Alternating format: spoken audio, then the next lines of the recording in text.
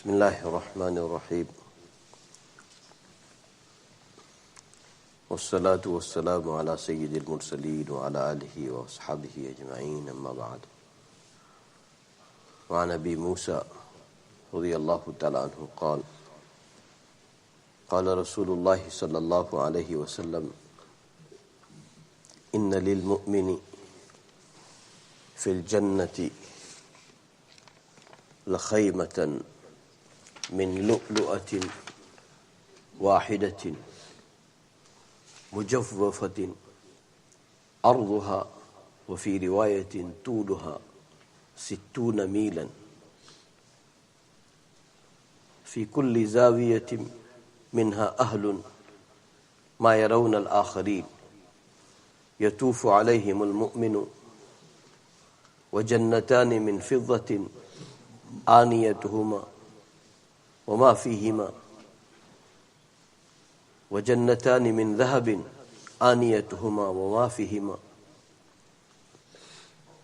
وما بين القوم وبين أن ينظروا إلى ربهم إلا رداء الكبرياء على وجهه في جنة عدن متفق عليه أو كما قال عليه الصلاة والسلام. Abu Musa radiyallahu ta'ala anhu said that Rasulullah sallallahu alayhi wasallam said, for a believer in Jannat there will be a tent from the pearl, from the one whole pearl. It will be a tent and it will be from one pearl which will be open from inside. And in one of the riwayat, the width is being mentioned, and in one of the riwayat, the length is being mentioned. It will be 70 miles. It will be 70 miles. And from every angle, in every angle, there will be his family of this Jannati, and they will be in such a manner that they will not be able to see one another. They will not be able to see one another. Believer will go to each one of them. And then Nabi sallallahu alayhi wasallam mentioned, there will be 2 Jannat which will be made of silver. Silver means that every utensil, every furniture, everything, whatever is belonging into those 2 Jannat of silver, they will be made of silver. And there will be 2 Jannat of gold. All the belongings, utensil, pots, furniture, everything of that Jannat, those 2 Jannat will be of gold. And Rasulullah sallallahu alayhi wasallam said that last sentence, that must be our ultimate goal. That between people and between, they will look at their Rabb subhanahu wa ta'ala, there will be only a sheet of Allah subhanahu wa ta'ala's kibriya, nothing else. Allah subhanahu wa ta'ala's sheet of kibriya will be on his face Mubarak kama yaliqu bishanihi, as it is the shan of Allah subhanahu wa ta'ala. So only rida of kibriya, sheet of kibriya, it will be between our sighting, our nazar, and Allah subhanahu wa ta'ala, and all that will happen into Jannatul Adn. One of the name of the Jannat is Jannatul Adn. Beautiful hadith sharif. Commentators, they have mentioned that such tent, that it is being made of one pearl, and one whole pearl is making the whole tent. It is open from inside, but it will be such, Nabi sallallahu alaihi wasallam said, it will be such that it will have 80 kilometers, 80 miles, either length or either width. At this sentence, commentators, they are saying that Nabi sallallahu alayhi wasallam is trying to explain that it will be very, very big. The summary of that it will be very, very big. And Nabi sallallahu alayhi wasallam said that it will be made in such a manner that on every corner, there will be family of this Jannati, family of this believer. And in a very dignified manner, Nabi sallallahu alayhi wasallam is mentioning, everybody will understand that he will come to this corner where Allah subhanahu wa ta'ala has kept his family. He will come to the family of this corner, and when he will come to them, the other corner's family will not be able to see. So privacy, your privacy is being taken care of. Your privacy is being taken care of. That on every corner there are family of you, O Jannati. And O Jannati, when you will visit them, when you will have your own privacy time with this corner's family, then other corner's family will not be able to see. May Allah subhanahu wa ta'ala give us correct understanding. Even commentators, they said that Nabi sallallahu alaihi wasallam is mentioning in a very dignified manner that you go to your family, you go for your privacy and you visit them. So your visit will be in total secret.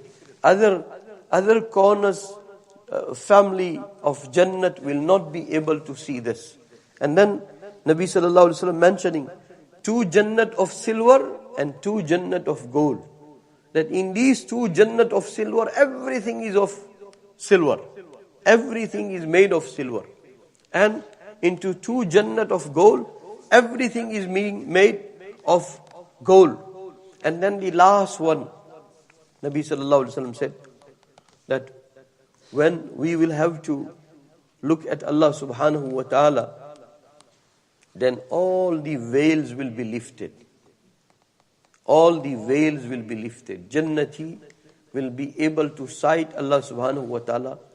He will be able to see Allah subhanahu wa ta'ala. He will be able to meet and look at Allah subhanahu wa ta'ala. All veils are lifted. Only one veil of His kibriya. That will be between our look and between Rabb subhanahu wa ta'ala. Veil will be according to the shan of Allah subhanahu wa ta'ala. Kibriya is according to the shan of Allah subhanahu wa ta'ala. And that ziyarat and that ruyat and that sighting will take place. That will be according to Allah subhanahu wa ta'ala and according to the levels of Jannati. Because Jannati cannot see Allah subhanahu wa ta'ala in this world. Jannat is only place to meet and to see and to look at Allah subhanahu wa ta'ala. How it will take place, it is beyond our imagination. It is beyond description. It is beyond description. So only one veil of Allah's kibriya will be there in between our look and Allah subhanahu wa ta'ala, and that will take place into Jannatul Adn.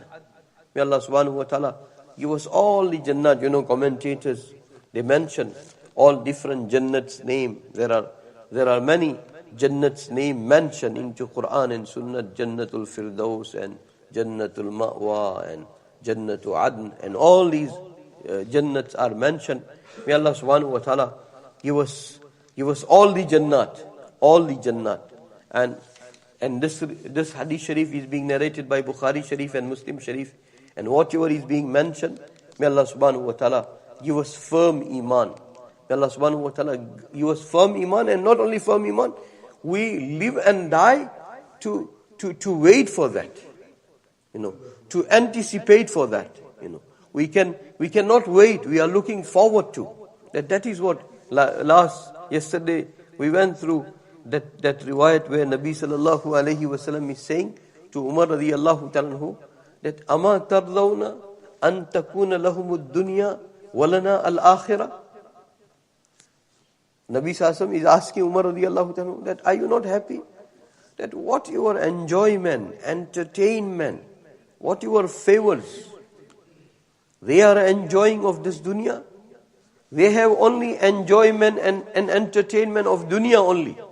And are you not happy that we have all the entertainment and enjoyment of the akhirat waiting for us?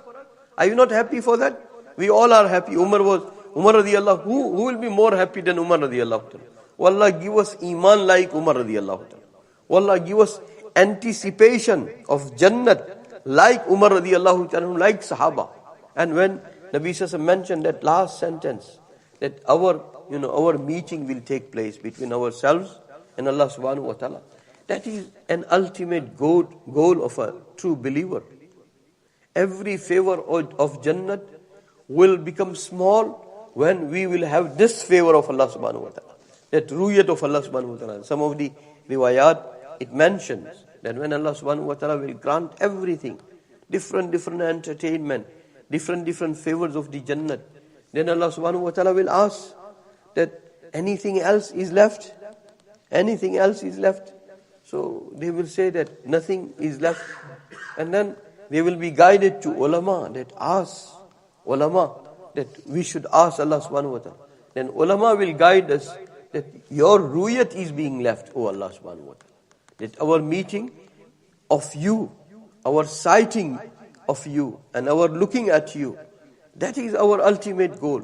That's why we used to say, Subhana Rabbi al-Azim, and Subhana Rabbi al-A'la, and Subhanaka Allahumma wa bihamdika. And may Allah subhanahu wa ta'ala make us such that in this world, whenever we glorify Allah subhanahu wa ta'ala, when we praise Allah subhanahu wa ta'ala, when we make His tasbih, when we make tahleel, and when we make tahmeed, whatever, words of His praising we are making, we have that type of iman, that level of iman, that without seeing Him, you treat yourself in this world, that you are saying Subhanaka Allahumma as if you are seeing at Allah subhanahu wa ta'ala. That is the level of iman. That is the level of consciousness. That is the ihsan. Nabi sallallahu alaihi wasallam was asked, Mal ihsan? What is ihsan? So Nabi sallallahu alaihi wasallam said, An ta'budallaha ka'annaka tarah, fa in lam takun tarahu, fa innahu yarah. In this world, we should have, our Shaykh used to say, that you have spectacles of kaf, ka'annaka tarah. You have spectacles of kaf, kaf from huruf jar, and it serves a meaning that you worship Allah subhanahu wa ta'ala. Nabi Sallallahu said, ka'annaka tarah, as if you are looking at Allah subhanahu wa ta'ala. You perform every salat, you perform every sajda, you perform every umrah, you make tilawat of Allah subhanahu wa ta'ala's kalam.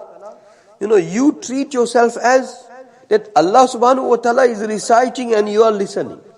Or if you cannot go to that higher level, then treat yourself as that you are reading His kalam to Him.